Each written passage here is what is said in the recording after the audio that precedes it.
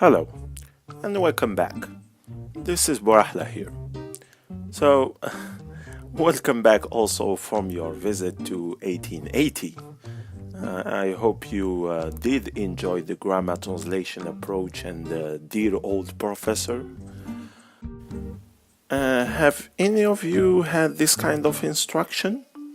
Maybe yes, maybe not, but perhaps you recognize him a bit in teachers you have known.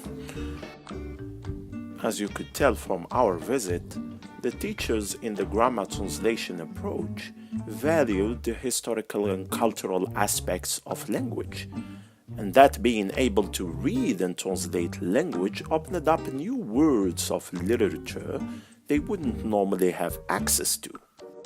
So now we are going to start our angel-devil or good and evil debates. On the one hand, we will have the devil or the evil who will be against an approach. And then on the other, we will have the angel who is going to be for the approach and who is going to defend it. So let's start with the devil, who certainly perhaps likes culture. Culture? Boring.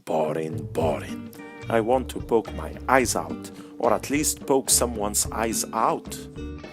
Of course you would find it boring, you lazy sack of do-nothing. The grammar translation approach holds students to high standards.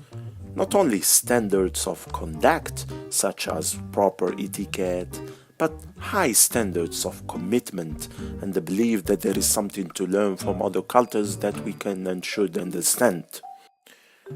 It isn't just about language, it is about becoming something worthwhile, which is something, let's admit, you will never understand, you little devil.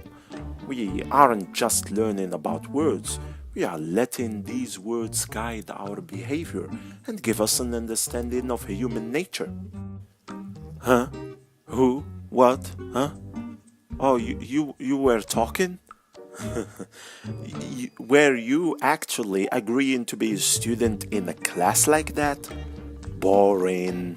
It doesn't change anyone's behavior reading old dusty books that no one relates to anymore. And the very idea of learning a language or from someone that is dead is ridiculous. Dead. The language and the person is dead. And the ideas are dead. And I am asleep. Oh, quite the performance. You are pretending to be passionate. But what you really are is exactly the opposite. You don't believe that literature and art can really move people? And you don't really believe that learning a language, even a dead language, can be a way to be moved? You are a slug. Pretty boy. Hater. Teacher's pet. I hope you have enjoyed this devil-angel debate. Let's go back to the real me now, to the real Borahla.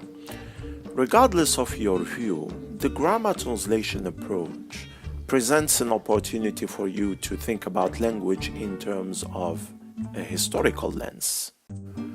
Not only is it an older approach, but the approach itself demonstrates to the learner a way to look back in history and see what historical treasures can be found.